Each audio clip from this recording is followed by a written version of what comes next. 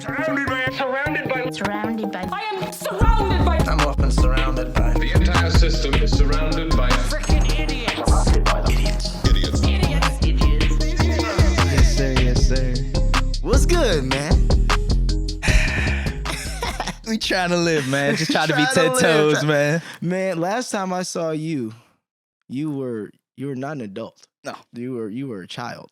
Because you were, wait, how old were you? I was like 10. 10. That's crazy. No, I mean, yeah, I was 14, so that makes sense. But yeah, No, but see, that's one of the biggest things. Like, when I was on set with you guys, like, you know what I'm saying? It was like, oh, these guys are in high school. Like, you know what I mean? Like, these guys are like adults. So I looked at y'all like adults. You know what I mean? Because I'm 10. I'm in, what, 5th grade? Like, you guys are in 9th. Like, damn. you guys are like big kids. I like, never thought of it that way. Yeah, bro. That's how it was, man. Man. So wait, because you were telling me you're not born in Baltimore. I was born in Newton, Massachusetts is where I was born. Okay, Newton, Massachusetts. Little known fact. But yes, I was raised in Prince George's County, Maryland. Okay, got Specifically Clinton. Shout out PG Clowney. So you got into, were your parents into like the arts, or like how did it even come about? Like, So it's crazy because apparently, and this is what my mother tells me. She tells me, she's like, yeah, you were sitting down watching TV and you saw like, you know, I guess there were like kids that were like in underwear in the Gap commercials, or like the, you know what I mean? Right. She said that I looked at her and I was like, Ma, I want to do that. Like, that's what I want to do. And I'm like, that's all I said. She was like, that's all you said. So in the meantime, my parents were trying to move anyway because they got tired of the winters in Massachusetts, man. Listen, man, from Chicago. I live here now. Yeah. It's on your body and your bones. Like, I can't imagine being in my 30s, 40s, 50s, and like my parents. I don't know how they do it. It's like, because when those winters hit, your bones ache. You're like, Bro. As a kid, it sucks. So as an adult, It's even crazy. worse, bro. Yeah. So like they wanted to move. So we wound up moving, I want to say 99, 2000. Okay. I was 4 or 5 years old. And from there, bro, the rest is a wrap. Kind of, my mother when she was working, she started working in DC. Mm-hmm. She had a coworker who knew a woman, and God bless this woman. She is the reason why I've even gotten to where I am today. So I thank her for that. What's her name? Shout her out. Shout out Linda Townsend. I love that lady. I love you, Miss Linda, if you wind up seeing this. But yes, she basically, took me in, guided me, and she had multiple students, but we had a relationship, and she taught me the etiquette, the everything, just the techniques, all the different things as a child actor, obviously. Right. And from there, I just went out and auditioned, and from there, she kind of just worked with me all the way up until like I got into college. Wow. Yeah.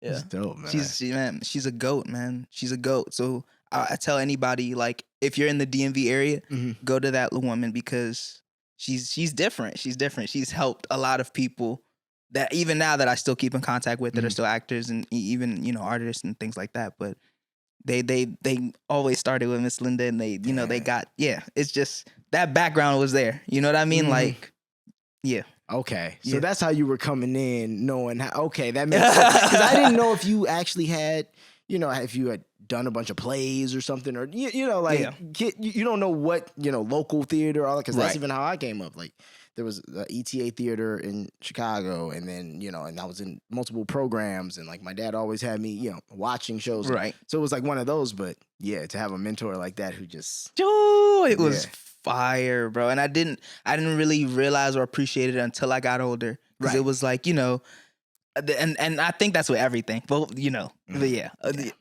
With her, I really didn't appreciate the background that she gave me until like later on. Because it's like, seeing some of these kids now and like, hearing how hard some of these auditions are and how crazy things are getting, especially for child actors, because it's like an anomaly almost talking about it, but it's cool to have gotten that, that foundation from her that just, was just the basics. Yeah, I The feel big- you. you know? And not doing too much, because I think that's another thing. A lot of with child actors, doing. They want them to do a lot, but that doesn't really set them up for once they're no longer cute kids. Exactly. It's a completely different game. Yes.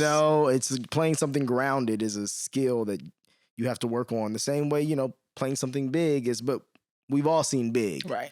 We haven't all seen like grounded well. Right. Not consistently. That's why, Denzel's Denzel. Right. You know what I mean?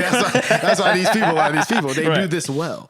But yeah. So how did you even hear about the Wire audition? What was your audition process like? Oh man. Okay, so my audition process was my mother, obviously Miss Linda had given us a call about it. She thought, even though the role was meant for a 14-year-old, Mm-hmm.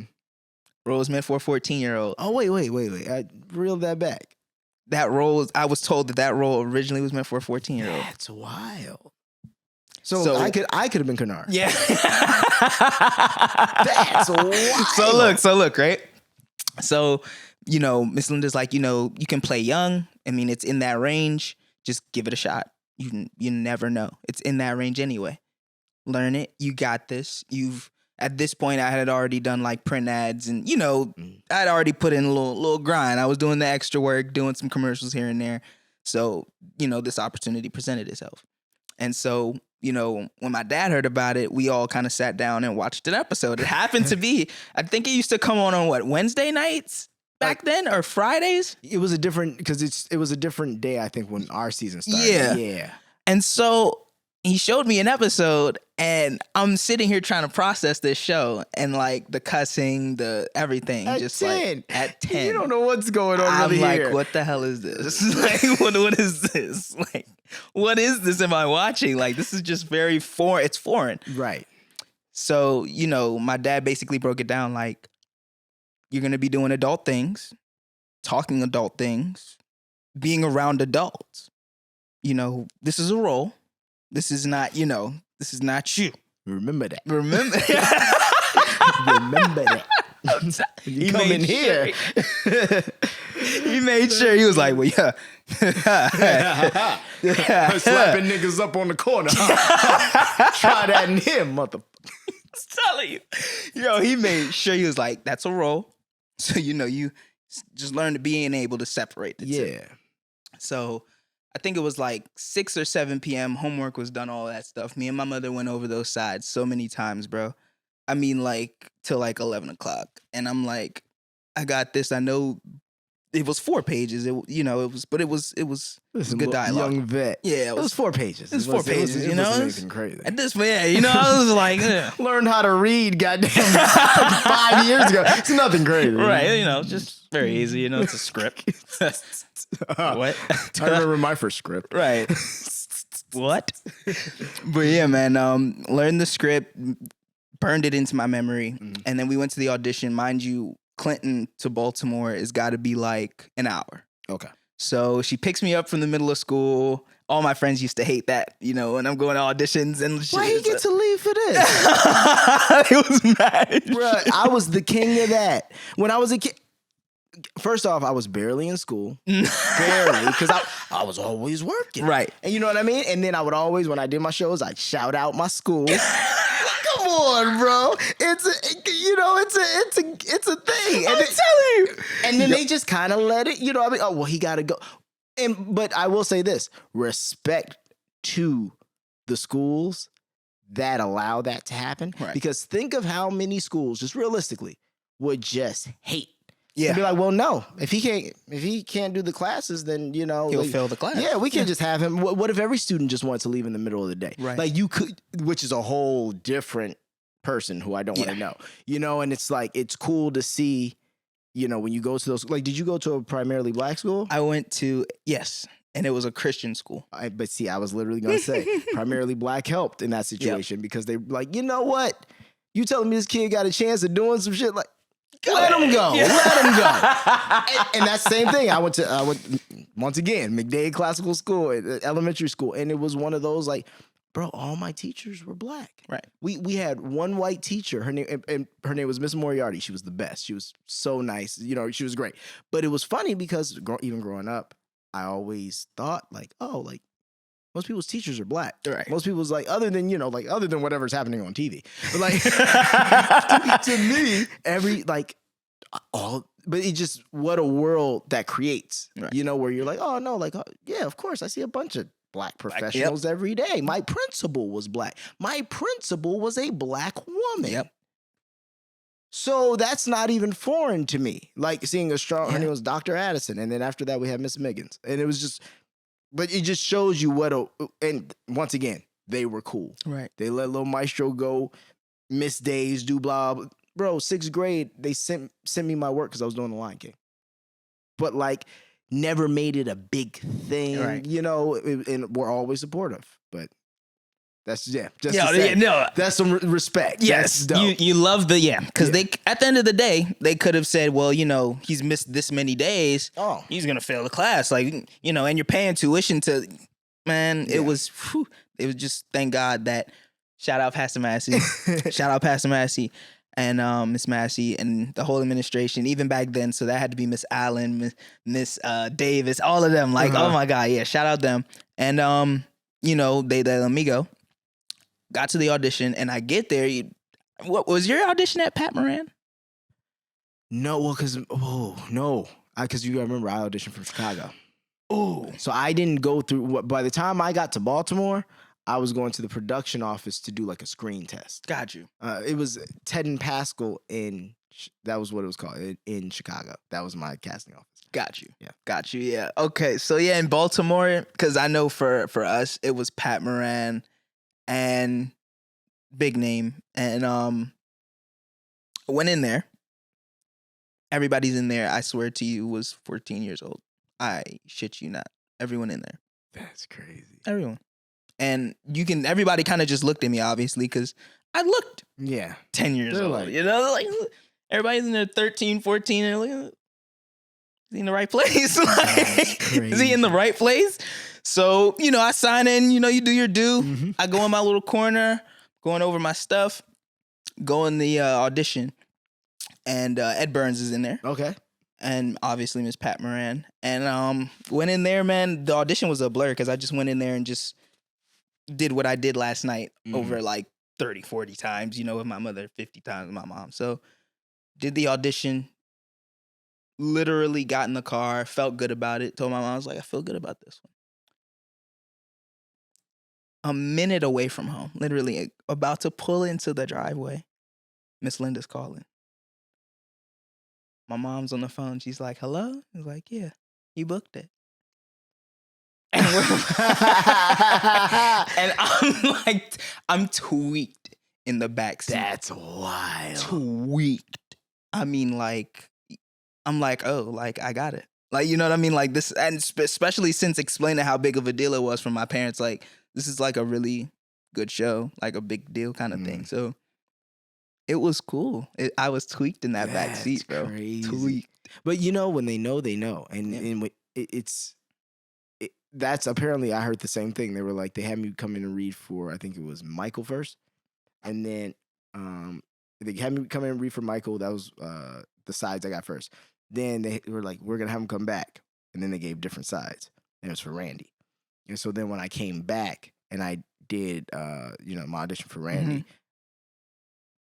I did one audition for that. And then the next time was flying to Baltimore for the screen test. What? Because it was, but I remember I don't know if it's Ed Burns or somebody told me, they were like, no, like when we saw you do, it was like maybe it was Joe Chappelle. He was like, when we saw you do, he was like, no, we were like, yeah, that's Randy. That's Randy. But that's what I'm saying. That their eye between, Alex Fogel and Ed Burns and Dave, always got to give them their eye for just being like, no, that's that. It's good. It's incredible. Top tier. It's top tier. And they've even casted people like you wouldn't think Idris Elba from The Wire would be doing all the same roles that Idris Elba is doing now. Right. But that guy still was Stringer. Like, Yes, you see what I mean? he's- Like they saw that and they were like, no, that's Stringer. You know what I mean? It's dope that, they just had an eye for Wood it. was Avon. Yeah. Like it's just like, oh, y'all just Yep. yeah. This great casting, man.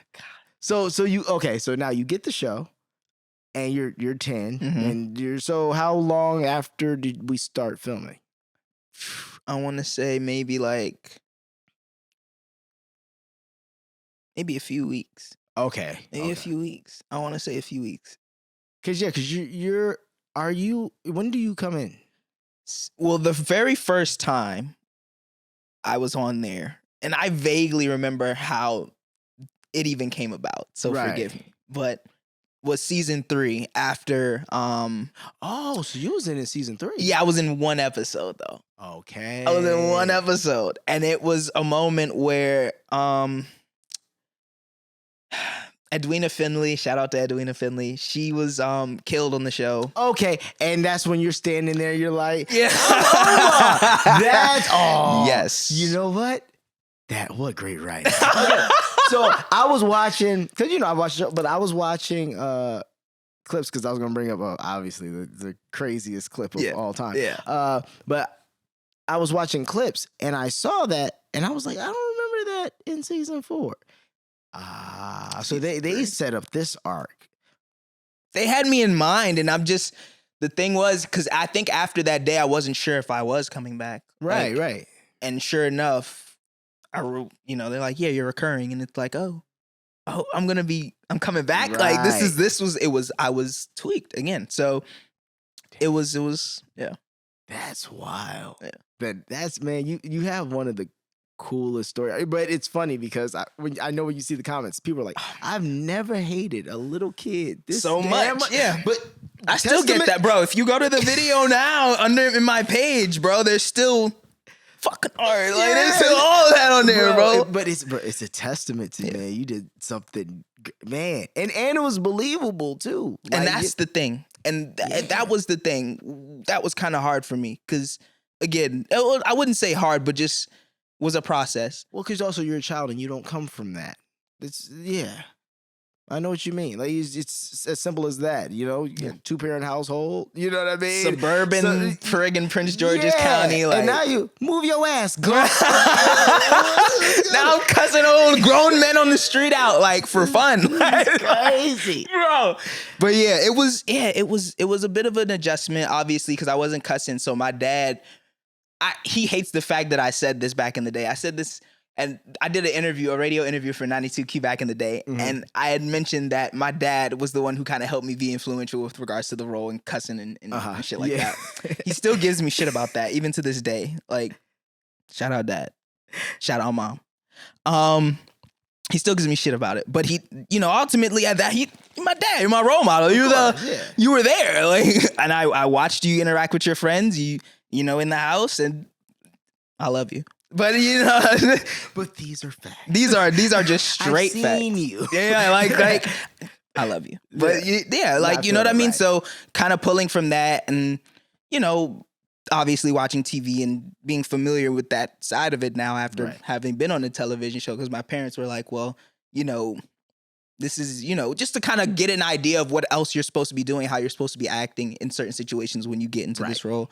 Like, this is what it's going to be like, or this is what you may want to aspire to try to do, kind of thing. And yeah, man, it was an adjustment, but ultimately we got through it, and yeah. Damn. So, because you come in, what is it, season 4 of? Well, when you come in season 4, it's not the first episode, right? It was, I don't even remember, bro. I just know through, including the one episode in season 3, 4, and 5, I was in like 18 to 19 episodes. Okay. So I'm scattered throughout 4, scattered throughout 5. Yeah, because I'm just trying to remember where, because unfortunately we didn't have a ton of scenes together. No. We had, I'm trying to think, did we? We did. We had. Well, no, the one where I'm putting the posters, the flyers up, and sure enough, we were out there. Wait! He gave you the money on it? And I'm like, look, man, little nigga, I'm trying to do this right. Right? Nah. You tripping. I split that money up. And that was that. You did. And that was that. Did. That's funny. But yeah, man. So after the show, first I want to ask, actually, I'm going to find this remote and we're going to watch. Someone made like a compilation, and it's It's literally, it's like The Wire, Omar and Kenard's relationship. Seriously. So that's where I saw the initial. Y'all are getting creative like that, Oh bro. no, bro, and it's pretty crazy. Like when I saw it, I was like, oh shit, this is pretty fire. What? Like, What? see, yeah, With the font and everything. This is like in friggin' 4K too. oh yeah, like, somebody got that good rip. golly. Whoa. Bystander. Right in the middle of it all, if she was. I don't want to play too much of it. Don't want YouTube hating on me. Shout out Edwina Finley. Oh yeah, that's who you were just talking Yep. about. Yeah. Mm-hmm.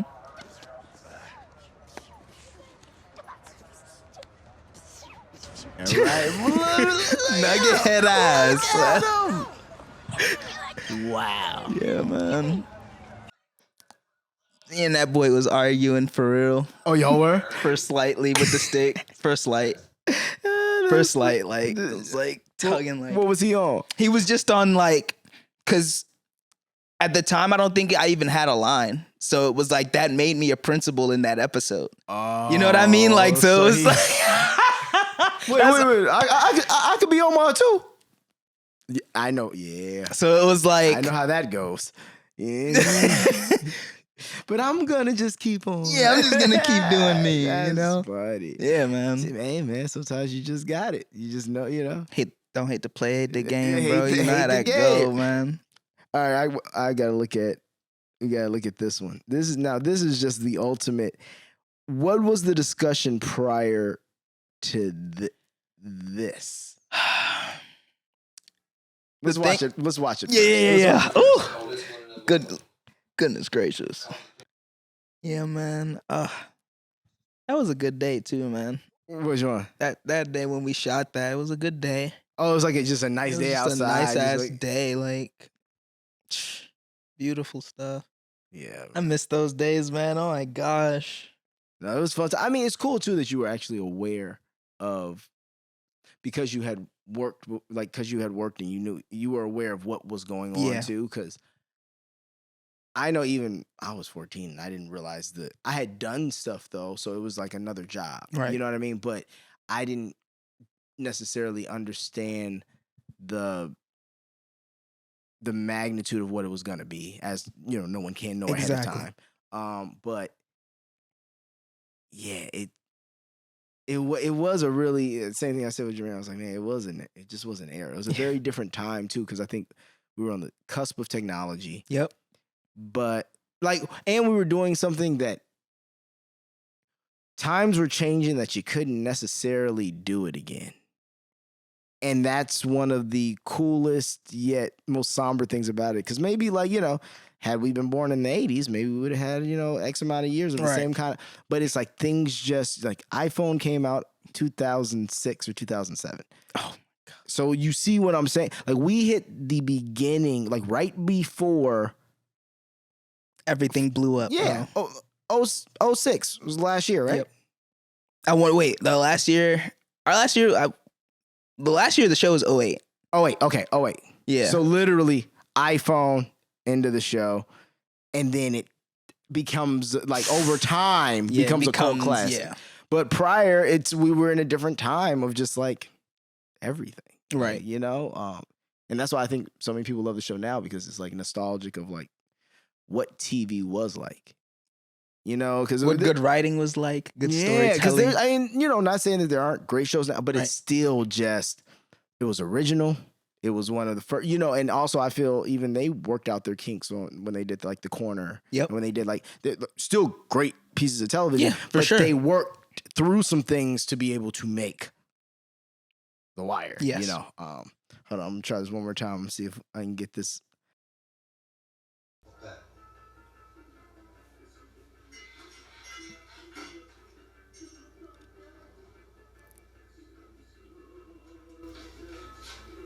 Let me get one of them too.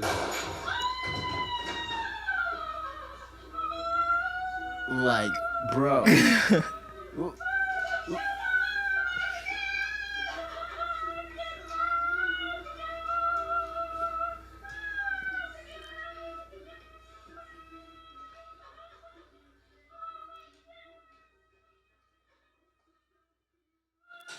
Bro, that's the okay. part that kills me every time I watch so it. tell me this: what was what was your thought process when you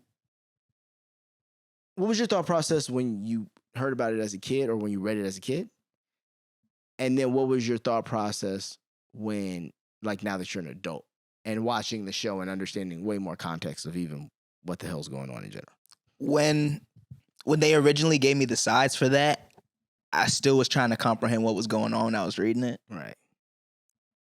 And, you know, I read it and I was like, Dad, can you like double check this? I think this is saying that I'm shooting Uncle Michael. Like, what's going on? Like, what's going on? So he read it and he's like, yeah, you gonna kill Lamar. And he kind of like sat there for a second. Like, I know, he was like, this is kind of crazy. Like, especially once you're invested in the show. Yeah. That's wild. Yeah.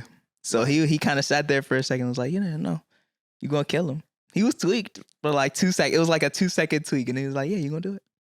And I was like, wow, like, this is big. I just at the time it's like, oh, it's a big deal. But like now when I'm older, it's like, whoa, bro, this is a big deal. Like a big ass deal. Yeah, So bro.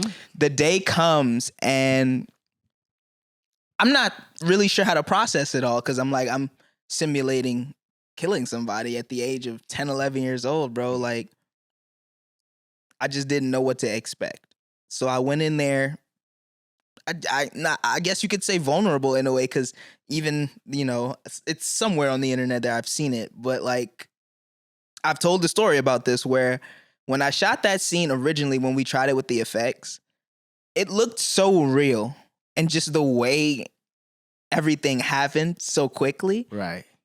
From seeing the effects come onto the plexiglass to seeing him fall to the ground to the big, massive gunshot hole in his head that they made. And it was like, it was traumatizing, you know, in a way, because when we shot that scene, first full run through of it, I ran all the way down the street.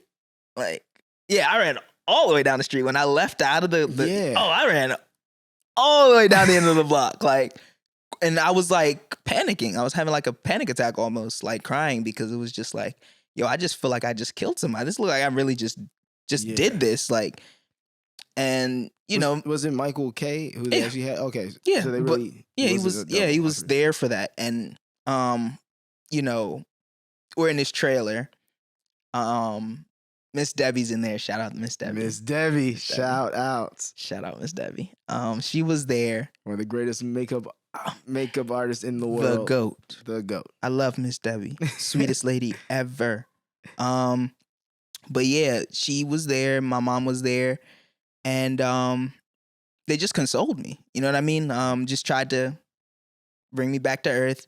Michael K walks in with this massive makeup friggin'. He's like, yo, you good, little man? Yeah. Like, you know what I'm saying? Like, we're good. I'm right here. You know, ain't nothing happen. Ain't nothing gonna happen. You know what I'm saying? Like, you know what I'm saying? Like, you know how he is.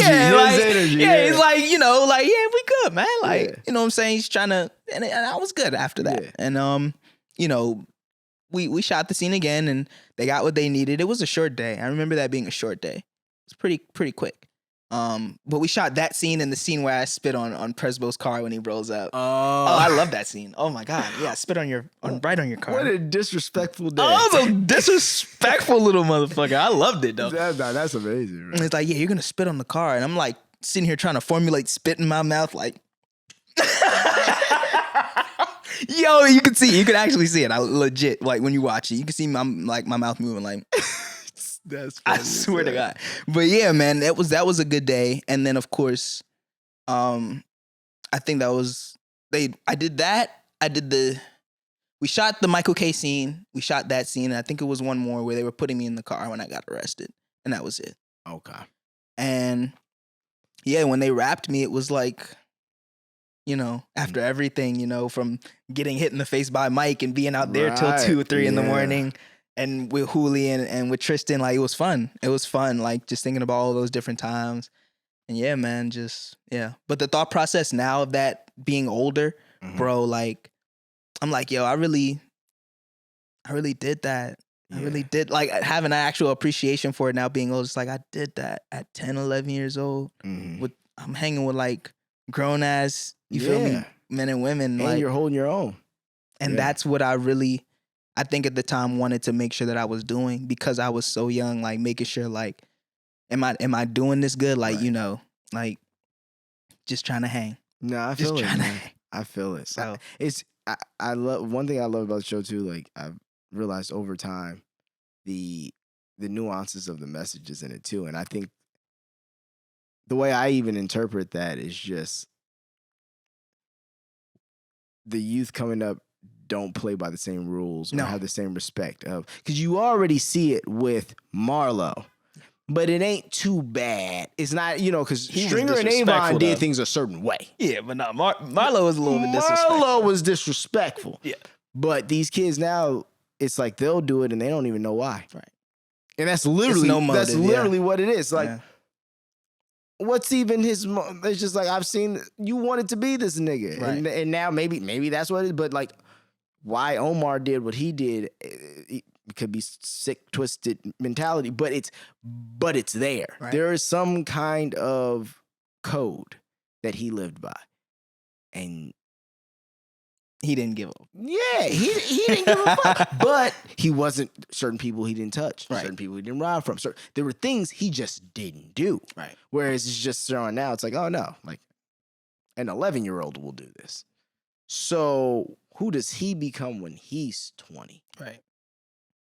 Right. He's not gonna give a damn. He's gonna be wrecked. He'll stab his brother in the back. Right. He doesn't care. Like, you know, and it's a scary thought. Yeah. So living in Baltimore after doing that.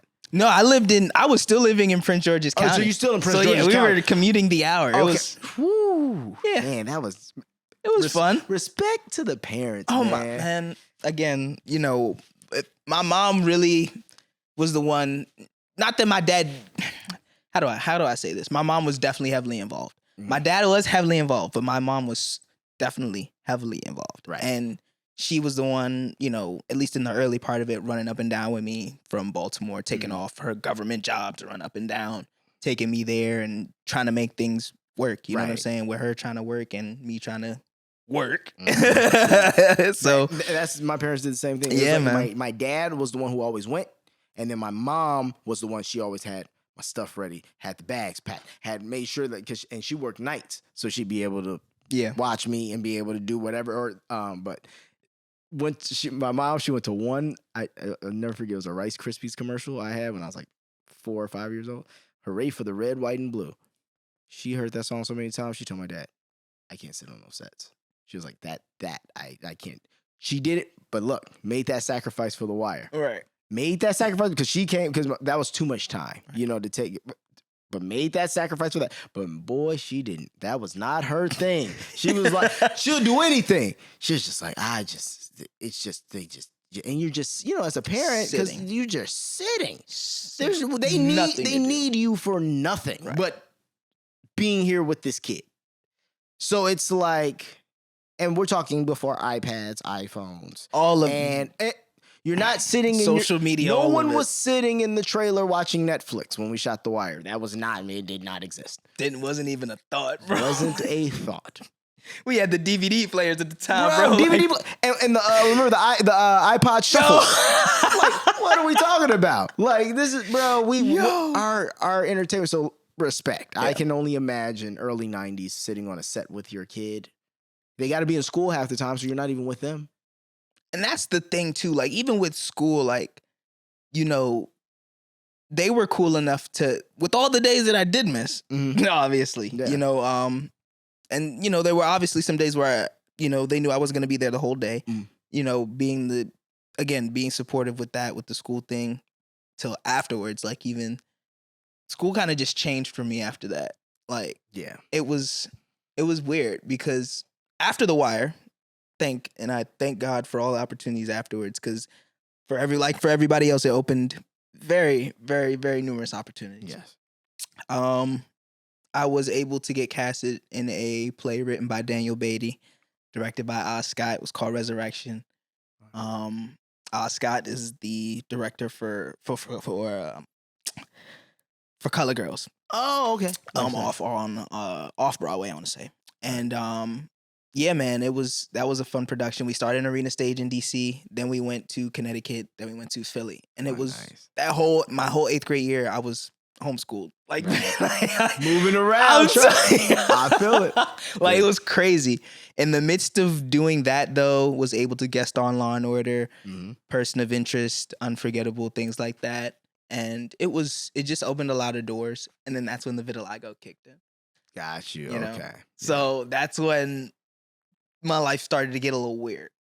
Yeah, And the career started to get a little weird. Yeah, and it's not consistent what they've been seeing. Yeah, It's not exactly. Yeah. So And what was that? What was that experience like for you mentally, and how, you know what I mean? yeah, when it first popped up, when the vitiligo first popped up, it came on the ears. It came on like the edges of like, you know, like your limbs. Yeah, and right. Elbows, ears, lips. Eventually it spread over. And at first it was an adjustment. Mhm. You know, it did mess with my confidence a little bit in the beginning initially. Right. Obviously, because it's like, I don't know what's going on with my skin. Am I gonna be okay? Yeah, Like, you're getting, and then on top of that, getting comfortable with yourself again, which we Exactly. already have to do every day. Every day. That's what I'm saying. Yeah. No, I feel it. So it was a process, but eventually I got over it, and then I just embraced it and realized, you know, because I feel like this was roughly around the time when I really started to embrace it, when Whitney Harlow, like, you know what I mean? And then it was like, okay, well, if she's doing it, you know, obviously I can do this. If it were to spread, hasn't really spread too much over the years. It does its thing, but right. But So yeah, is it a hereditary thing, or is it? it's an autoimmune disease, and basically it means that my blood cells are eating at the melanin in my body because they're Oh, okay. hyperactive, I should say. And so essentially, you know, I get the pigmentation, and I'm sure sitting in the sun makes it worse. So I don't tan, but you know, Gotcha. I one thing for certain is if I could make this spread, I would definitely make it spread. I want it to spread. Right. I see what you're saying. I want this to go crazy. You said I want this to go crazy. I need this joint to go absolutely ballistic because it's just unique and it's different. You know what I mean? And your body is like I look at it as artwork in a way, and it's like a tattoo. That's what I was gonna say. Yeah, I literally know someone who has the hand tattoo, but it's just red. Yes. Yeah. That's like, bro, it's dope. Like, it's like a tattoo that changes whenever, even though if I could voluntarily do it, that'd be friggin' dope, but it does it involuntarily, you know? So, but I got over it after a while. And then I got into college, and then that's when I think, you know, that part of my life was when I started to figure out, okay, I have this, but what do I want to do with it? Is acting still going to be my thing to do? Right. That has always been my first love. Like, I came to college for that. I majored in theater. Like, we want to still do this, but I sing too.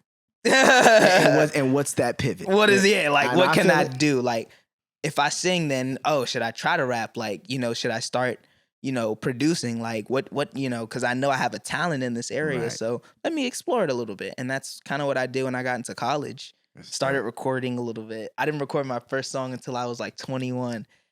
Maestro, that motherfucker was some shit. But you know, you know what? I was proud of Bro, you got proud what of did it. they say? I can't remember, but it's like you got to write 100 bad songs to write one good one.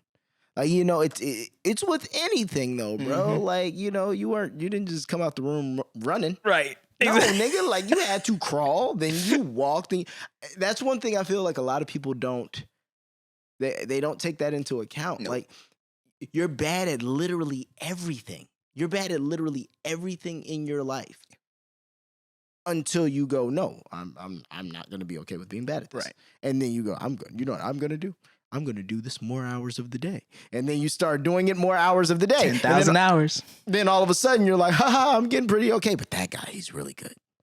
let me practice more hours of the day. And then next thing you know, you're really proficient at that. Exactly. But can't heat up a bowl of soup. Like, you see what I mean? Like, this is life. Gordon Ramsay, that nigga was cooking. Oh my God. That's what he was doing. Yeah. Put Fruity Loops in front of him, the nigga's probably lost. Yeah, exactly.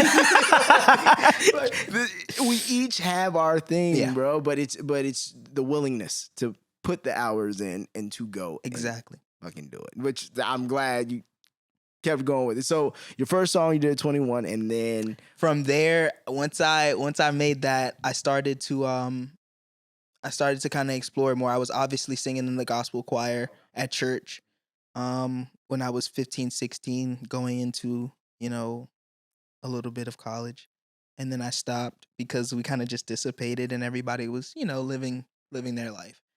We all got older because at my church, we were the youth was like, we were a tight-knit group. It was always us. Everybody in the church knew us. You know what I mean? So when we went up there, it was like everybody was there. When we were singing, everybody wanted to hear us sing. So when that kind of dissipated, I feel like a little bit of us kind of dissipated, but I miss my church home. Shout out Outreach Christian Center. I love y'all. And was doing that for a long time. And then that's when I kind of just took it seriously. I met a gentleman by the name of Glenn Skywalker. Shout out to Glenn Skywalker. And that's my guy. And that's when he kind of just was the first person to really take me in the studio. And he took the youth choir in the studio and we tried to record a song. My show wasn't bad. It really wasn't bad. No, legit. Like, it wasn't bad. It was just that face like you just made. it was. We had. How do I say this without getting in trouble?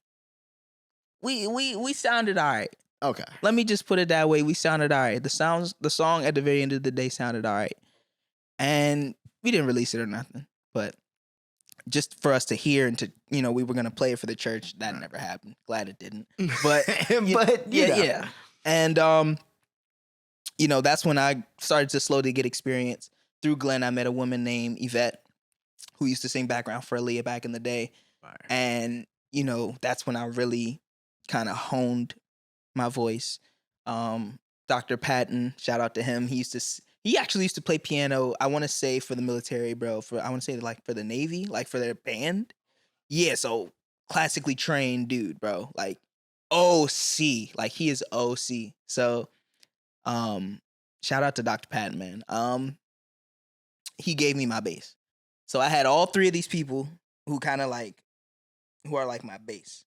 From there, I moved up and met a few other people through my friends. And eventually, I started making music through like my friend Damon's his older brother. I went to his studio, recorded 2 songs. One of them is called Slow Down. It was an Usher sample in that. It's on Apple Music. That's why I was like, I only have 2 songs. They're from like when I was in college. They sound half decent. Half. Yeah, half. Like probably maybe quarter. But yeah, in today's day and age, quarter. But it was cool and I was proud of it.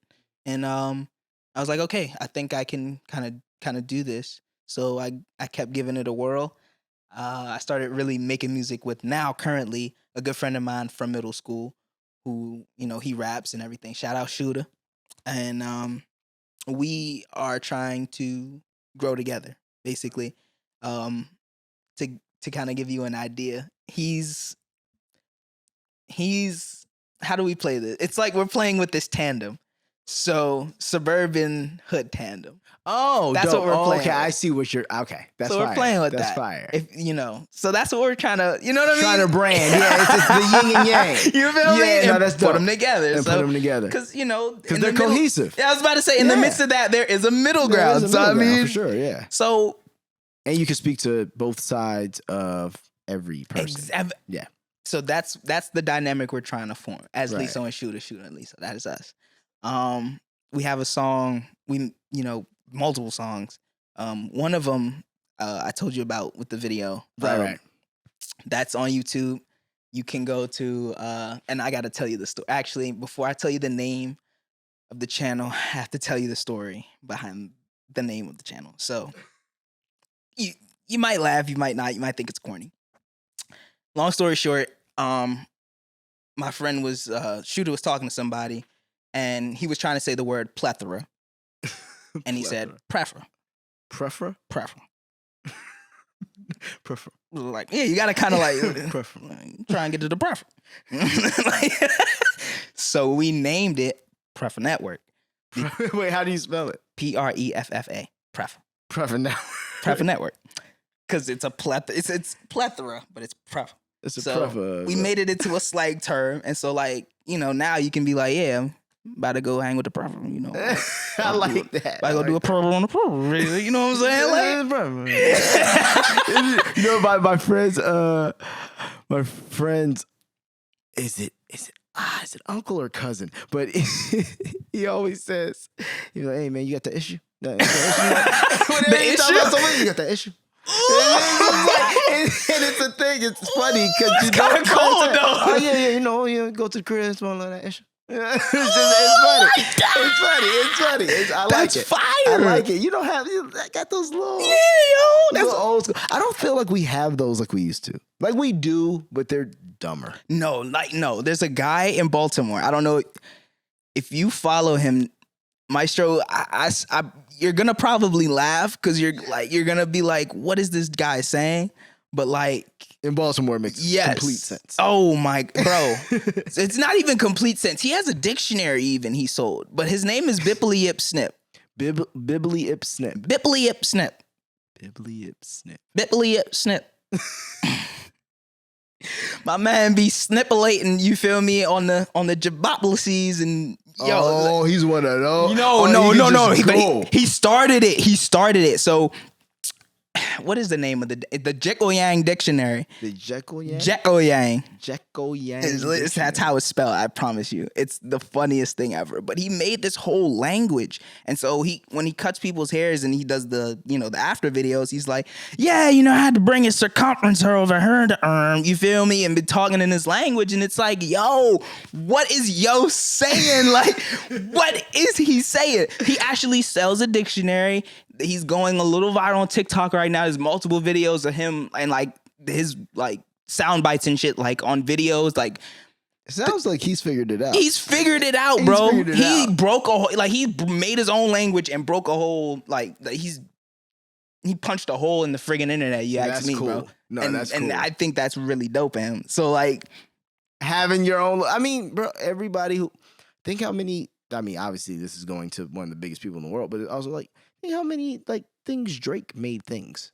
Like when people who can play with language and like create sayings, goated, bro. That's a goat activity. That's a goat activity. That it really is. But you're only a goat if you can do it on purpose. That makes you a goat. Because some people do it by complete and sheer coincidence or accident. Yeah, exactly. And it just happened. Yeah. And it fell into their lap. Oh, this is just what I'd be doing. Right. And then it's like, okay, and then after that one, we never hear about yours again. One and done. But then you have niggas like Drake who YOLO. Like you just right. I guess you put it in a song and everyone started saying YOLO. Wasn't a 0 to 100. Real quick. Started from the bottom. Now we're here. Drake was cooking, bro. He does this a lot too. Like I'm trying to think who else who used to do that. You can say Master P, the whole Cash Money gang. Oh my gosh, bro. Birdman done invented more words than Webster, nigga. Bro, he is Merriam-Webster, bro. He's an Urban Dictionary and some Master more. P. I feel like New Orleans niggas are good at that. Bro, they're creative as hell, bro. Yeah, they are. New Orleans and I think Atlanta they have like the South just has some of the craziest vernacular, bro. And it's craziest. I mean the most, bro. Like you be like, true. oh, that's so cold. Like, and if they were to walk up to you and you didn't know what it meant, you would still understand. You'd be like, oh, cuz what? Cap. Hey, I'll never forget. My homie Spins came out here. And he was telling me, like, he always comes out here every, he don't be in LA much. So like every year and a half, 2 years, he'll pop out. He always comes with a new batch of vernacular. Like, let me tell you, he came here and he told me, he said, these boys up next. This was in like 2012, 11. And I'm like, who are these niggas? They just keep saying Versace. Because he actually be in the field and like enjoy. Right. He know who's coming. Bro, he came back. He was like, man, hey, that's Cap, bro. And I'm like, the hell is Cap? He's like, man, like that's Cap. Like that's he explains to me, he's like that's bullshit. That's you lying. I'm like, Cap? Cap? That's I was like, who thought of that, bro? bro? It's a hat. Like what? Cap, bro. It's Cap. And literally, then I started seeing like it hit here, and I'm just like, oh, so everybody's Thug saying it in songs, DJ saying, and then all of a sudden, people in LA is like, oh, he's capping. Yeah. Yep. What? Spread like wildfire, bro. Spread like wildfire. Everybody was saying Cap. Everybody. There's another one they say out there. It's like, like that's the wig. You heard that one? The Way. Is it the way? Is it the? I thought it was the wig. Is it the wig? I don't cite me on. I'm trying to think. But I think it's the wig. I think it's like the wig. It's like the thing. Like that's the wig. Like that's Cap. the wig. That's a wig. That is nonsense. Hold on, I want to see if this is the wig. Yo, there's no way, bro. I'm telling you. New words used. What does Gen Z say? Who started saying wig during the premiere? No idea. He finished by saying wig. No, that's not what I'm looking for. Urban Dictionary. Wig is short phrase. No. Yeah, maybe I'm wrong. I don't know. Maybe, yeah. It might be I don't know. I'm trying to think. In the South, I don't know too much Southern vernacular. Yeah, I don't know a whole. What's cool though is they have vernacular and they have accents. Like Baltimore has heavy accents. Yeah, dummy. Too stew. Hot dog. What you trying to do? What you trying to do, dummy? Stupid. It's wild. It's crazy how it doesn't. It's specific too. Yeah. Like it doesn't bleed over into other places. I love that about that. They have their own. That's why the whole DMV conversation, and everybody who's from the DMV knows this, the whole DMV conversation comes into effect because Baltimore, bro, they're like, we're not part of them. We're our own friggin' thing. Like we are our own planet. We have our own orbit over here. Fuck you niggas. That is really what they be on. They be on that? Bro, it don't be full on fuck you niggas, but it's just be like, yeah, like keep us out of y'all conversation because we're Baltimore. We're our own thing. Like we over here. And then you have DC, Maryland, Virginia. When you say Virginia, you're talking like... I see what you're saying because you're saying DC, Maryland, and Virginia. Yes. But Baltimore has been like it ain't Maryland. Yeah. It's like what it is. Mind you, it's the biggest city in the state. But like, you know what I mean? Like it's Baltimore's its own thing. And then that conversation comes into play. But they like to have their own. Right, I feel it. That's just been them. Yeah. Since even back when we were kids. Yeah, that's facts. been them. And so that's why I respect it. When I got to college, it was the same thing. Like, because that's when it really opened my eyes. Because I'd never really talked to anybody from Baltimore after The Wire until I got to Bowie. I shit you not. I went to college and met people from Baltimore. And that's when it was like, yo, these are the people I was around. Like, right. I see what you're saying. Like, because we never really, at least I didn't really interact with anybody that was on the street. Because, you know, they used to pull people off the street sometimes and pull them in the show. Oh, yeah. I never really interacted with them. Yeah, you're 11. 10, yeah. Like, you know, so meeting them in college when I got older, it was like, oh, shit, like, they have a whole accent. Everything is just, oh, shit, you guys are, like, different for real. Like, y'all have dances. Y'all have that separate your culture is completely different. That's when it really hit me. I was like, I got bigger respect for y'all. Yeah. Like way bigger respect because I didn't understand that when I was younger. Right. And also you don't half the people are actors, right? So you're also thinking like maybe this is the thing they do on the show. Right. I see what you mean. Because I didn't realize any of that until I got there. And even the way, because I lived in Fells Point when we were shooting that. And even going to the neighborhoods to film because, you know, it was all on location basically. Right. And just seeing the environment and seeing that you're just like, oh damn, this is like, and mind you, you know, Southside Chicago, I didn't see, but it's so different on the East Coast. Like even the way it's set up. Yep. Like our bad neighborhoods don't Now some of them do, but they didn't look the same. It was a different kind because even the way things are spaced out, we don't have a bunch of row houses next to each other and type of deals like that. So even when we filmed, when I filmed inside of what was Miss Anna's house or you know where, and I remember I was like, man, this is a crazy set. And somebody was like, one of the grips or something was like, no, somebody lives here. I was like, oh shit, like, oh yeah, like, you know, like damn, okay, like. It's a little different, yeah. It's different, bro. I mean, like that's really what, even after doing the show, it made me realize, like, man, like, I'm happy to be a part of something that, if nothing else, sheds light on how shit really is. Like, I'm happy we all have heartbreaking storylines because that's the majority, right? Like, that is not the minority. You can say it's sad. I'm not even going to give you, if you come from certain environments, you do certain things, I'm not even going to give you 60%. 70%, 80% are going one direction. Yeah. And it's unfortunate. But, you know, in television and media, you don't really see that. They don't present that at all. No, actually. It's everybody ends up like Naaman. Yeah. Everybody, you know, oh, no, it's not that. Or, you know, pull yourself up by your own bootstraps. And it's like, nigga, I need boots first. You feel me? Matter of fact, fuck them boots. Can I get some socks? Right. If I get some socks, then I'll start looking for boots. And then I'll try to pull myself up by those. Right. But secondhand boots might break. Right. Like, it makes no sense. Right. You know, you need some kind of foundation in order to... Plant can't grow without any water or sun or soil. So if you can't figure out one of at least those 3 out of 3, it will never happen. Right. And it's, you know, unfortunate, but yeah, being a part of that show and then just the lessons, the life lessons and things I take away from it now, just as I'm growing up, and I'm just like, oh damn.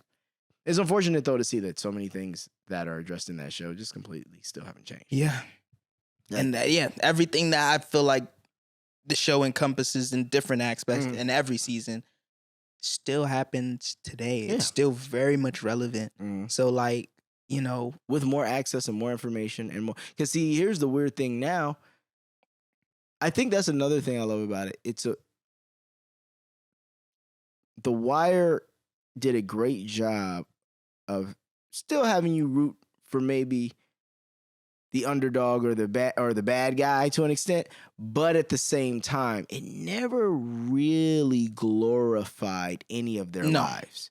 That's the coolest thing, because I think, you know, you watch a lot of shows now, it's like with crime comes all this great shit. Right. No, let's be real. All those guys, regardless of how much money they had, whether it's Avon, whether it's Stringer, they all were living with the stresses they had to deal with. I was about to say, not abysmally, but they weren't living in. You still got to be in the same neighborhoods, basically doing the same shit you were doing when you were younger. So like, you really haven't the power is dope. Yes, the power that comes with it. I get that. I can understand that. But when you look at it, it's like, man, there's people who are not even making your kind of money and living better, you know. And I think they just did a good job of keeping it grounded, objective and real, where it's like, okay, you the man, around here. That's it. And that's where we draw. And just here. Here. And they did a really good job just showing all aspects of that as well. Like, you good right here. You the man. Right. You do man things around here. You know what not to do and what to do in this area that you own. Right. And that was that.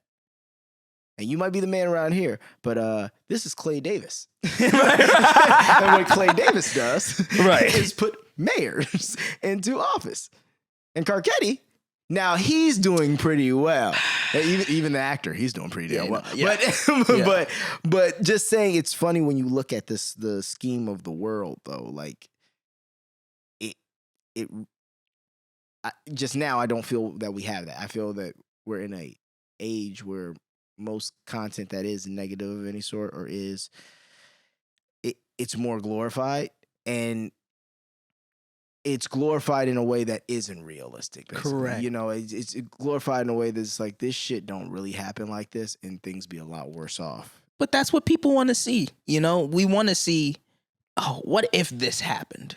Like, you know, there's a lot of what ifs that people, what if some, like in these movies now, I've seen like a couple of these movies now, like where this very famous person is hooking up with this regular friggin' Joe. Like that typical bullshit ass shit that would never happen. Princess Diaries. You at It's least like- look, you at least got to be Meghan Markle. Why you lying? right. You know what I'm saying? Like, You at least got to be on TV. right, you got to be doing something. Don't lie. Why you lying? That is very. That you is know, very true, so yeah. it's.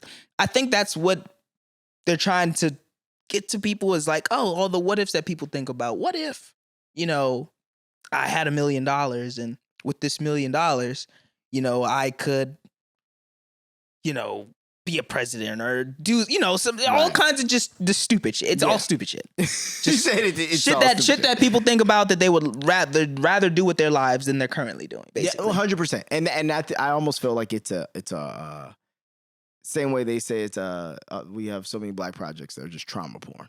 You know what I mean? Like, and it's the same idea. It's like I'm tired of them. I sit there and I go, how are we still in a space where we know the story, right? And it's not like any of these movies are giving us more insight into it. Now, don't get me wrong. If we had movies that were like, oh, no, we're going to show you slavery multiple times. There were some that told stories. But we're going to we're going to really tell the stories and they're really, but I feel like that would be more of an independent type project because why is, you know, Warner Brothers or Universal making me a movie about slavery? Let's just be real. That doesn't really make a ton of sense, especially based on the strike. Right. I don't really know if I want to buy that from y'all. Right. And also it's like a Roots. I'm happy. Whoever I think that was NBC, so that might have been Universal, But it didn't come from Universal. It came from Alex Haley, and it followed a stretch of things. And it I've heard things about it. Maybe it was true, maybe it wasn't. Either way, it was more true to form, and they didn't. In that era, I felt they did a good job of not sugarcoating it, you know. But now I don't love the narrative that always comes with it, just because also I feel like we're in a very different place in society. Sensitive. Yeah, like Sensitive. it I wouldn't say hyper. I wouldn't even. Well, let me take that back. Not sensitive, but just like No, it is. You know, people are very sensitive. People are very sensitive now, more so than ever. But more so than ever. But I think it's because we're aware of more things we can be sensitive to, and certain things that back in the day would have been like, "Hey, no one gives a fuck. Move on." Now is like, "No, you must." we need to address talk. Yes, this. we got to talk about the yes. Like yes. you know, like it's. Piss somebody off enough at work, now it's an HR issue. I don't think things worked that way in the 70s. Right. You know what I mean? Like, Right. did they have HR in the 70s? I don't know. But you see what I'm getting That's at? a good Like, question. It's like, come on. You know, I know that there were still morals in the 70s. Oh, I yeah, still for know sure. there was, you know, Work ethics, sense things of like that. decency. Mhm. So therefore, there were people who were violating their morals and sense of decency, I'm sure. But there was no department that you had to talk to. And I think we're just in a very sensitive era and in an era where people don't quite,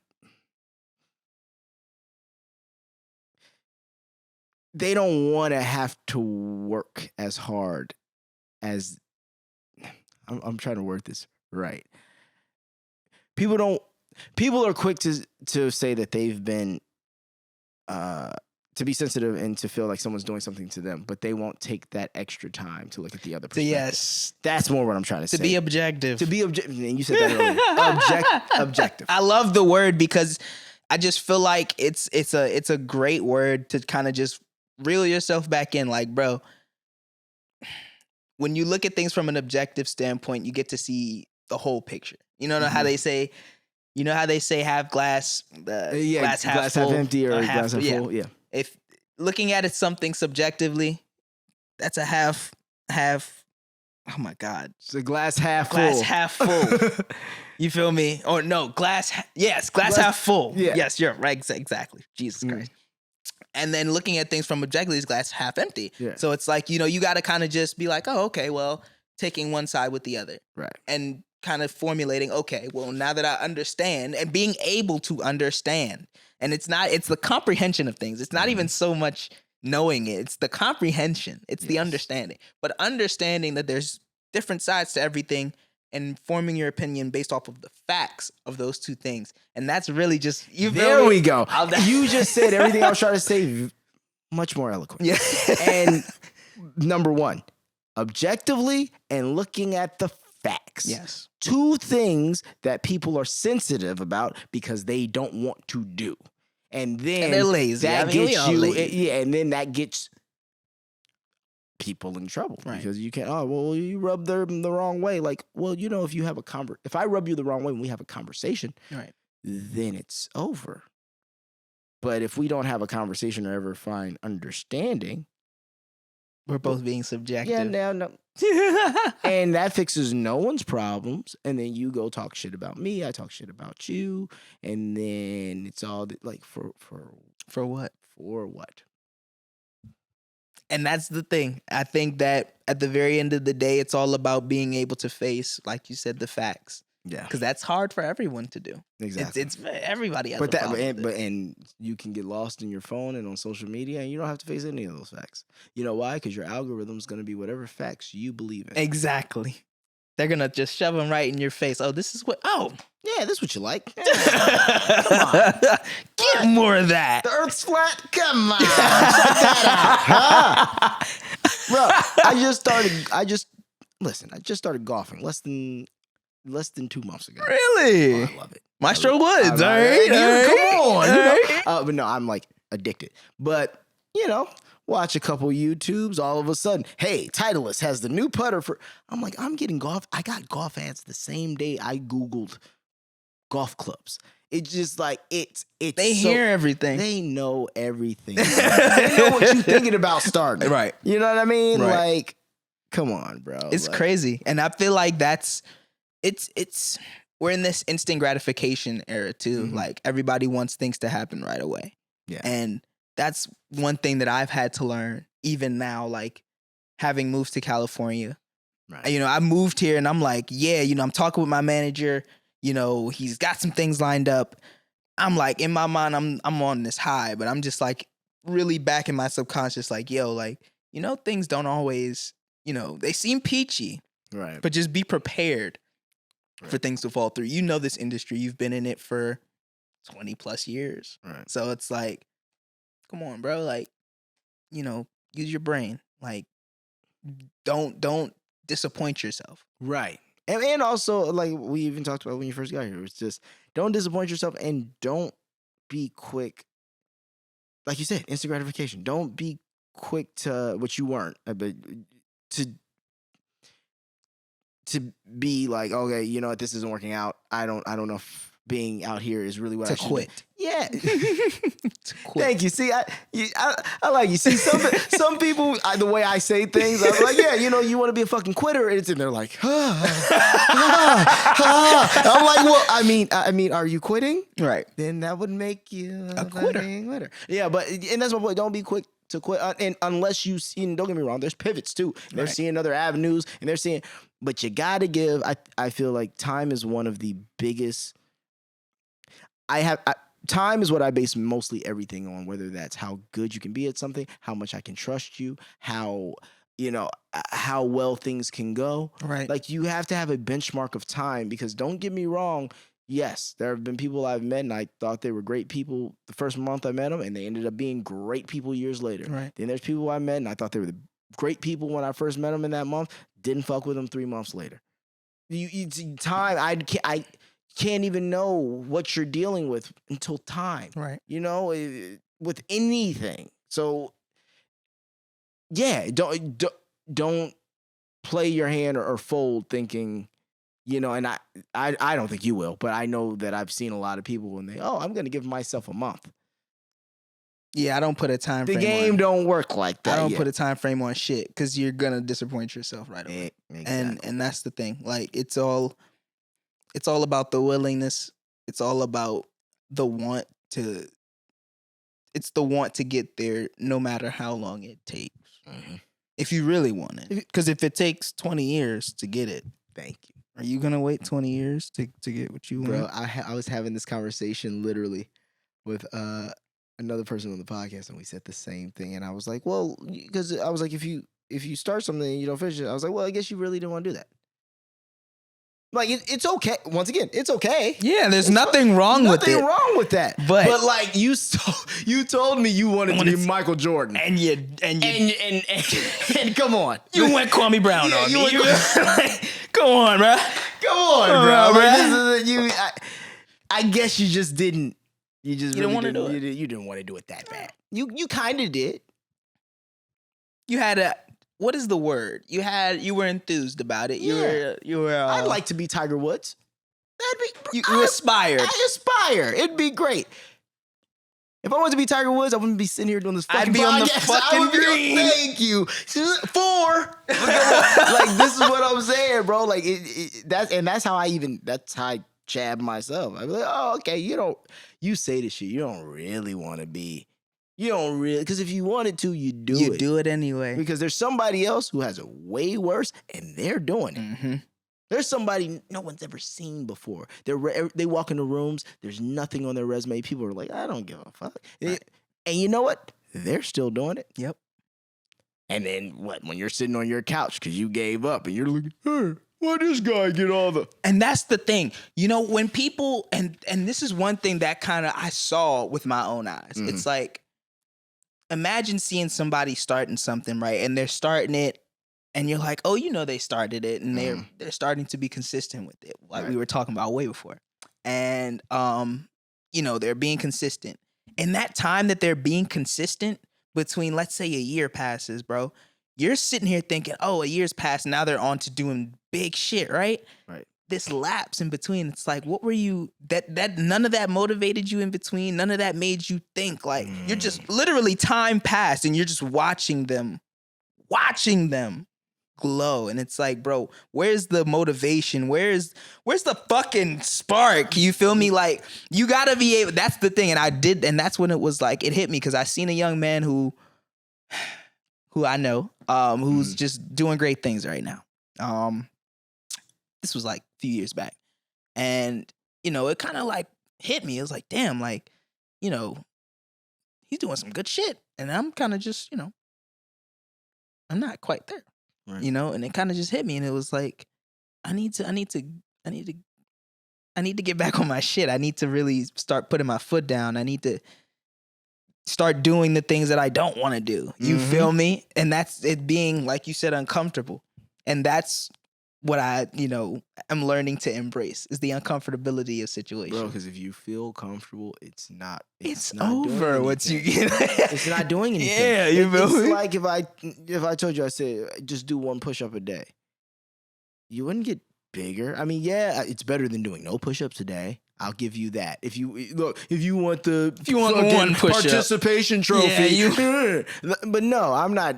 I'm anyone who's my friend. I'm not giving you that. It's no. You if you're going to do this, maybe you do 1, and then day 2 you do 2, and then you do. I'm not mad at your system, but you gotta be putting in more work. You gotta be putting in more work, and if it doesn't suck at all ever, then it's not working. That's it. It's not working. And that's the thing. It's like, I'm trying to be uncomfortable, or trying to be comfortable in an uncomfortable situation is truly a process. It's like getting in an ice bath, bro. Like, you feel me? Like, I did that a few weeks ago, and bro, it's terrible. It's terrible. But once you're in there, though, your body kind of adjusts. Mm-hmm. It's that moment in between, and I think that's what I'm trying to learn as a person to start really utilizing. It's the moment in between you start something and when you get to where you get to either a point or where you want to be in your life. You feel me? Where you weren't before. It's that time in between. It's like really taking that into account and really, what's the word I want to use? Like making the day count. Like, you know what I'm saying? Like, making that shit count. Make it count. Right. With this, like, now I'm starting to stream on Call of Duty. You can follow me on Twitch, GleeshXX, you feel me? Get to that. And I'll be spanking shit. That's bro, and it's even when it's things you can enjoy, like you said, like streaming video games. There's so many things that you can be doing and just doing consistently, and especially because people know you from things and you can grab an audience, which fortunately everybody doesn't even have that piece, you know? And it's same thing Hey, same thing I be sitting here trying to figure out. But I almost feel like you can't fail if you do that. Like, this is why I have one of the, I'm not going to say you're going to succeed fast either, but I'm saying in any, but you can't fail. If you're consistent and you keep going, you never fail. You know when you fail? Just don't die before it happens. Exactly. That is the end of the game. That's when you fail. That's when you fail. Game over. Game over. You're like, oh shit, but I only needed 30 more times. I only had one life left. That would suck. But you know what I think though? I think there is a alternate reality in our mind where what that is you're 43 years old. Something crazy happens in your life. Mm-hmm. You get your shit together. Oh, here he comes. Dave is coming back. He's gonna fucking... Dave dies at 60. Right. But it was like, what was Dave doing at 43? Well, he started college, he got dropped out, started drinking a lot, then he da-da-da, he had 2 ex-wives. Oh, well, Dave been bullshitting for like a solid... I mean, think, if you get ideally, if we could get 80 years, just like if we could get that guaranteed, no questions asked, you do realize like 50% is 40. So at that point, you're already like... There is no time to bullshit, my friend. Like, and then think of how much bullshitting time happened as a child. Fortunately for you and myself, it was a lot less than most people. We grew up fast. Yeah, but as a child... Bro, let's be real. Like, I remember how many days I just sat and gamed all day. Yeah. No bullshit. Bullshitting, bro. Like, I have no bills. I got nothing going on. Shit, I'm just going to kick it. I'm going to watch some TV. You feel me? You know what I mean? And like I said, kudos to my parents. I always had lessons and stuff like that. But you still have those days of just, like, nothing's pressing. What I got to do tomorrow? School. What I'm going to do? I'm going to go kick it with my friends real quick. Once you get out of that, get into your 20s, you start realizing, teens, 20s, I got to do some shit. But I feel like past 21, that clock, all that time, that clock starts, bro. Because it's been started, but now it's really on. Like, it's on, motherfucker. Yeah. It's like, get your shit together, start preparing, or get it in gear, bro. And that's what my parents were kind of just telling me, like, you're getting to that point now where you got to kind of figure out what the fuck you want to do, bro. Because, at this point, and it's crazy. And I wanted to bring this up. I wanted to bring this up because it's crazy. When you and Jermaine were talking about how much you guys were getting paid, it was like, whoa. Because I sat back and I looked at what I made and I'm just like, yo, you motherfuckers made what I made in 2 days. And I made that in 2 days. You know what's funny? Bro, in 2 days, I'm glad you even brought this up because I had thought it was one of those like passing questions. I was like, because, I'm not making it about this. But I was thinking, I was like, you know what? I know how these games go. I've worked on network shows where I was recurring and then they just keep bumping up my recurring rate, even though I've been in like 32 episodes. So I'm basically a series regular, but at the same time, same idea as The Wire. I guess I'm supposed to be appreciative that I keep getting called back, right? But as you grow and you see other actors and other people, might not always have as much melanin as yourself or me, then you start to see, oh, y'all be getting paid for real though. Like what you're really supposed to make for. And it crossed my mind. I was like, I don't know if Kenard and like Donut and blah blah made the same. And I feel like past us, because the way they did us was it was favored nations. So it was literally we all got paid the same. It was like $9,500 an episode, something like that, and it's like didn't even get to the 5 digits. Yeah. But per episode, mind you, we're all living in different states, right? Like none of us are from here. None of us have. What are we talking about? Right. Plus, our parents aren't working. Like let's just really break it down, like so people understand like how far really that's supposed to go. Yeah. And we only did, was it 12, 13 episodes a season? Roughly, yeah. Roughly, because it was a little different some seasons. Yeah, so you're looking at like, what, you're going to say 90 grand before taxes? Yep. Just about 100 grand, yeah. Yeah, no, but before taxes and before agencies and before, once again, fortunately for me, and it sounds like for you, like your parents had their thing going. They didn't have to, but like that was not the case for all of us. Some of them had to really help their families. So now you look at that, and then also the trips. I remember Julito, the gas they were taking money. They were taking the bus back and forth from New York.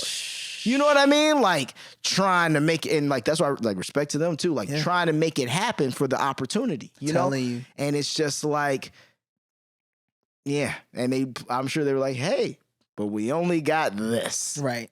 Yeah. It was. Once I found out, I found out when I was like, because they put a Coogan account for me. They made a Coogan account, and they're like, yeah, you can't touch this shit. Right. Exactly. Yeah. And the day came where I was like, you know what? I think it's time. It's time. And we used it. I used some of that money, of course, for college. Right. And then at that point, it came to, to me that like, I'm like, all right. I stumbled upon an opportunity where my mother got me into a government job. Oh, nice. And so I started going to school part-time because I'm like, oh, this is the finesse. Like, I'm here. Like, this is the true finesse. Mm-hmm. And as God has it, things didn't work out. And so, that situation even to this day has me bitter. But we'll go past that. But yeah. Can you go a little deeper into it? So because I kind of want to hear the story now. I was working at a call center. Okay. For the government is what I will say. Okay. And long story short, my boss, man, she was a motherfucking hater, dog. Like straight up. Like the first interaction when she first got there, I don't know, for me, like, and maybe I was just being young and dumb and didn't understand the workforce. But like, bro, like if let's say me and you, right? We're having a fucking conversation. You're sitting next to me, like to my right though, right? Me and you are sitting here talking. There's somebody behind us with their back to us, right? And maybe this is petty. Maybe this is. Maybe this is. Whatever. But she has her back to us and she's talking to someone else. And I'm talking to this person. And so she's obviously having to ear hustle to hear our conversation. She has to be tuning out whatever's in front of her to hear what's going on over here. So I had said something where she had interpreted as I said something about losing my job. And I said, no, that's not what I said. You know what I'm saying? Like, what you all up in my conversation for? Like, and she didn't take lightly to how I kind of went to her because I sort of to the side and I was like, yeah, like, I don't appreciate you being in my... So did she take you to the side? No, I took her to the side. I said, yeah, no. Oh, you securing yourself, sir, in a job force situation. You taking the boss to the side. Hey, listen real quick.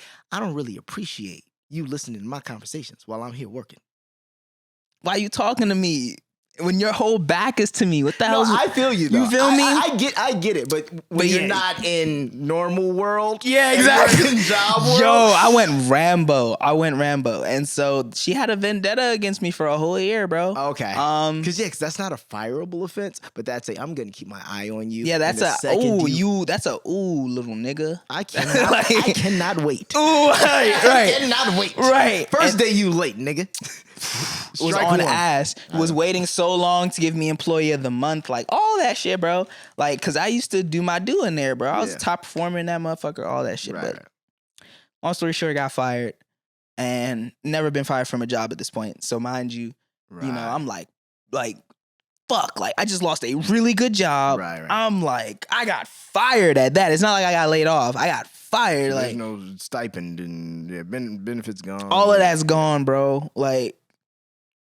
All of it. And so it was a bit of a hit to me a little bit. And then from there, as some actors are out here, I'm sure even in this beautiful state, you got to find another job. You got to find something to sustain yourself, bro. I went from working from there to Nordstrom's to GameStop to you were like, where are they paying? Where are they paying, bro? Give me the grunion. Like, that's all I need. Like, just give me the money, bro. But of course, in stuff that I will, don't mind doing. Obviously, I like fashion. I like to dress, bro. I like to put that shit on. You feel me? So I went into Nordstrom's. GameStop, bro. I love to game, specifically Call of Duty. I am that guy. I am that guy. I wish I could talk some shit. I am I that can't, guy. I can't because I'm not good at those games at all. But if I was, I'd be like, oh, you can't do shit. I'm telling you, bro. No, only again. That's a whole Call of Duty's a whole separate conversation. But GameStop, bro. Where else, bro? That's when I eventually got into working into the automotive industry and being an estimator. Gotcha. So, like, you know, when you get in an accident, I'm writing your estimates or whatever, dealing with the insurance companies. Cheap. Oh yeah, we know about. Yeah, come on, bro.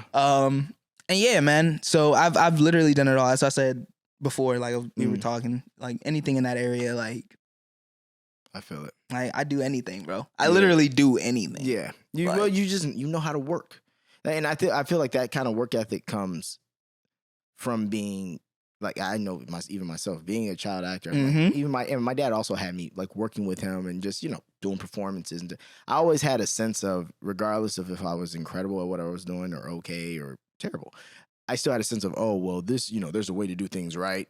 A sense of I'm not gonna half-ass this. Exactly. Like, if I'm going to do it, I'm going to show up on time. I'm gonna be the best If I'm a corn chucker, I'm gonna be the best motherfucking corn chucker on the motherfucking planet. Feel me? No, I feel you, bro, because that's all that. Imagine if everyone just did that. Oh man, the world would be a whole different. The world would be a different place. What? Imagine if every cop said, "Hey, I'm gonna be the best cop in the world." I want to drop this, bro. No, like you understand, like that we would have none of the problems because we all know what morality is, and we all know. So in theory, if you were trying to do your job to the best of your ability, if every doctor, which I'm hoping more are, but if every doctor did to the best of their ability, bro, do you understand where we probably cure shit? Even think of this, it would raise the normal rate because now the guy who even works at McDonald's or the girl who works at McDonald's is like, well, no, I'm gonna be the best damn whatever. And then guess what? She doesn't work fries for that long. All of a sudden, she's not at the counter anymore. Right. All of a sudden, she's doing regional because the lady who did she's doing local first, right? And because the lady who did the district, yeah, because the lady who doing district, she now moving up to regional, and the cycle would keep happening. Yeah, we do not live in this fantasy world that I have just created. Unfortunately, man, we live far from it. We live in a world where motherfuckers are just, I don't know, the awareness is on. Well, also F tier. Also it's because think of our awareness. Think of what we're even aware of. I think that's the first issue. I guarantee you that majority of people, and this I'm speculating, but I guarantee you that the majority of people that we know could list 20 influencers before they could list 20 people who work in government. Shit, I'll give you 10. 5. Probably could give you only 10. No, but here's my point. And I definitely reprimand myself for that being that way as well. Right. But I care to know more. And then I started realizing, whoa, wait, why don't I never know none of this shit? Oh, you don't know any of this shit because look at who you follow on X. Or Twitter, or whatever you want to call it. But look at who I'm calling that shit Twitter. But look at who you're following on Instagram. Look at who you're following. Look at the accounts. Right. Just look. That's why you don't see it. Right. But check out this yacht that Megan Thee Stallion's twerking on. You're right. You want to see that? You want to see a lot of that, don't you? Yes, I do. But goddamn, right? Shit, I can't see her and Mitch McConnell like not side by side. Please don't do that to me. Oh my god, that would be yo. You know what you need? Oh, now that's a video. You take the video of Mitch McConnell not being able to breathe next to where it's like he's looking and make. Now that's that would go viral. That would go viral. But that's my point, though. It's just the fact of we gotta, and I feel like we gotta do the same with the people. But even when we're talking about finding your tribe out here, and blah, but like you got to do it with people who you're around too, because we parrot each other's thoughts to an extent, and if you got one person parroting a lot of bullshit, like at some point, all of it might not stick, but some's gonna stick. You know what I mean? If you would have came over here and I was just in a really fucked up mood, like I'm not saying like you. That would exchange, vice versa. Like there'd be something, you know, and I don't owe you that, and you don't owe me that. You know what I mean? Like, yeah. I mean, it's interesting sometimes to just kind of see like how people are in terms of certain relationships with, like, were you saying with the tribe thing, like meeting new people. Like for me, when I meet these people, you know, whoever my tribe will be, you know, and mind you, again, like I was telling you before, I got people here. Shout out my man Chase. Genosis, he's got a brand. And he made these. Oh. Handmade. I was literally just looking at the pants. One of ones, you feel me? But I like to wear, you know, and represent my friend's stuff. I'm always gonna support my friend's stuff. That's how it should so be. like, you know, keeping in contact with guys like him, you know, again, like I was telling you, I have a friend that's a grad student at USC. She's doing digital and social media. So she wants to be like on her Issa Rae, like, you feel me? Like, and I love that for her. You feel me? And she's dope. And she also wants to act too. So, you know, it's being around and trying to form that family and meeting these people and getting in, developing deeper relationships it's interesting to see. Yeah, well, it's just like you said. You were like, there's somebody you knew, and you said you saw in the course of a year, you saw where they were and where they went, and then you said, oh, whoa, yeah. And listen, I've, especially being in this game that long, I've had those people too, and it's like, first off, if you don't feel a little jealous, you don't want it as bad. That's one thing I will say. But you got to know how to harness that and use that as motivation, and not as hate on that person, because it's almost, once again, like you said, breaking down the facts. Like I'll see somebody, I'm like, man, this motherfucker gets it. You know how long I've been doing it? Right. Okay, fine. You feel that way. What the fuck was he doing 15 years ago? Okay, Maestro, sit down. Maybe he figured out something in this time while you were doing what you were doing. And now you're here, and you have to just figure out blah, blah, blah. Yep. But you see it's possible because you know a year ago that nigga wasn't doing that. You right. And you were doing it years ago. and you know what that made me realize? With a lot of people, and you know what I'd be like, man, respect. Because I know the sun don't shine forever, but damn, you know what? I hope it does for you. Exactly. Like real shit. Exactly. I really hope it does for you, because I know how this shit can be. Thank you, man. You know, like, but when you get it, know what to do with it. Oh yeah. And I think, but that's another thing that you gotta get it, have it dwindle, and then realize, wait a minute, wait, where's it going? I'm doing bad shit. Why am I not doing more of this? What am I doing wrong? Right. But yeah, man. Speaking of, got a gift for you. Got you no. As I speak about having a hustle. Got you wire tee. I gotta make another one of these. I'm trying to think if there's ever a photo of all of us. Cause it's that scene, but it's that scene on your shirt, but I feel like it's the wider shot. It's the wider shot. So I want to find a way to do like one with like, even with like donut. Like with Nathan, yeah. Yeah, bro. Yeah, like man. I wanna find, but this you. Oh man. Of course, brother. But yeah, we definitely. I'm definitely gonna make some. Hell yeah. Some Kenard. Oh my god, yo. Yeah, we gotta do something because that's it, bro. It's. Oh man, thank you so much, bro. Man, this is come on. fucking dope, man. You know, nobody don't got this shit. It's a fucking drip, nigga. Oh, love me some drip. Oh, love me some drip. Yeah, man. What are the goals you're setting now for music? That you're just the things you know how I even told you, I was like, I'm trying to get to 100. Right. You know what I mean? So what is your goal? My goal right now, individually, because again, I want to, and I guess here's now a chance for me to kind of say this is, I'm one to always want to be a jack of all trades, a joke, not a goat, but a joke. Mm-hmm. You know what I'm saying? I want to be able to have my hand in multiple different pots and working them things at the same time. Listen, bro, you know. You feel me? I get yeah, it. like you feel me? Anybody get that? So with the music, I'm trying to, first of all, release like a full release single with like all kinds of like actually planning this one out. You feel me? Like planning this single, releasing it, video, all of that. Like, gotcha. And then of course I got some songs again that I have unreleased with my man Shooter. But once I go home, I know we're gonna be shooting videos. Right. I'm going home during Thanksgiving. So I miss Maryland so much, bro. You don't even. It burned. Really? I missed a summer in Maryland. For those of you who have never had like a PG County DMV summer, boy, let me tell you. It's like that. Boy, let me tell you, a Chicago summer. Let me tell you. And mind you, a Chicago summer, and I'm not the guy who's always going back home. Mm-hmm. No, but summer in Chicago hits different. I mean, obviously summer in LA, but it's always summer in LA almost. Yeah. But I've never been grown going to.